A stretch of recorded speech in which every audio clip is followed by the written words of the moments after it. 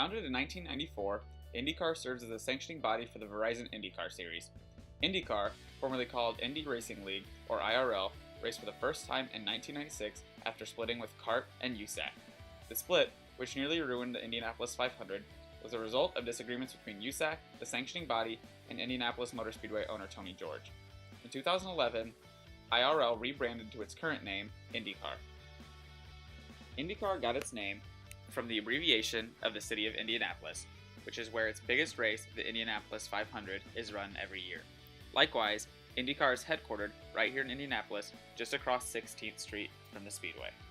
Featuring racing at a combination of superspeedways, short ovals, road courses, and temporary street circuits, the Verizon IndyCar Series offers its drivers the most diverse challenges in motorsports. The champion, crowned at the end of each season, receives a $1 million bonus, with the winner of the Indianapolis 500 receiving around $2.3 million. IndyCar drivers pilot open cockpit cars that feature a 2.2-liter twin-turbocharged direct-injected V6 engine, optimized to run at 12,000 RPM with an estimated 500 to 700 horsepower, depending on the turbocharger boost setting. The consumer-relevant engines, which are supplied by Chevrolet and Honda, utilize Sunoco E85R fuel. IndyCar is broadcasted in over 210 countries. The Verizon IndyCar Series is the top series owned by Holman & Company and is a national series, racing throughout the United States. The Verizon IndyCar Series races faster and closer than any other form of motorsports. Cars reach up to 235 miles per hour at the Indianapolis Motor Speedway. IndyCar is widely known for the technological innovations that stem from the series and the Indianapolis 500. For instance, the first rearview mirror was used during the Indianapolis 500 to allow a driver to race the car without the help of a spotter in the car. Likewise, the Indianapolis Motor Speedway, which is owned by Holman & Company, was the first speedway to utilize safer barrier technology. IndyCar features a 17-race schedule, with the largest event being the Indianapolis 500.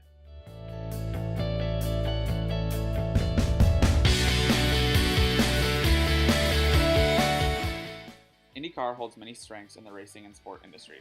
The series' biggest race, the Indianapolis 500, is the largest single-day sporting event in the world. The Indy 500 takes place on Memorial Day weekend each year. Another strength of IndyCar is the historical value of the series. Even though the series was not created until 1994, IndyCar is the remaining series that stem from over 100 years of racing at the Indianapolis Motor Speedway. The Indianapolis Motor Speedway Hall of Fame Museum, located inside the track at IMS, encompasses years of Indianapolis 500 and IndyCar racing. Another strength of the Verizon IndyCar Series is the support of the Indianapolis community. Each year, the city of Indianapolis supports the IndyCar Series and the Indianapolis 500 by providing positive energy and excitement about the month of May. Each May, the city comes to life with banners that cover the city, including the JW Marriott, a marathon, and a parade leading up to the Indianapolis 500. Weaknesses of the Verizon IndyCar Series are the lack of marketing and support of other events other than the Indianapolis 500 and the small annual schedule. With the exception of the Indianapolis 500, the other remaining races on the IndyCar schedule are sparsely attended by fans. One of the reasons for this could be the small 17-race schedule. With 52 weekends each year, it is hard to attract dedicated fans when there are only 17 events to watch in a year. The first opportunity for the Verizon IndyCar Series is the brand new Aero Kit, which will be debuted in 2018. The Aero Kit, which is designed to make racing more competitive while looking like older versions of the cars, has been positively received by fans. Another opportunity for the IndyCar Series is the potential for expansion internationally. In 2015, IndyCar was scheduled to race in Brazil. Unfortunately, however, this race was canceled.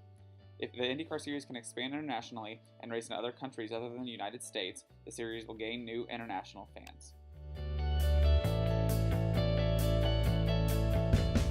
The first threat to the IndyCar Series is NASCAR.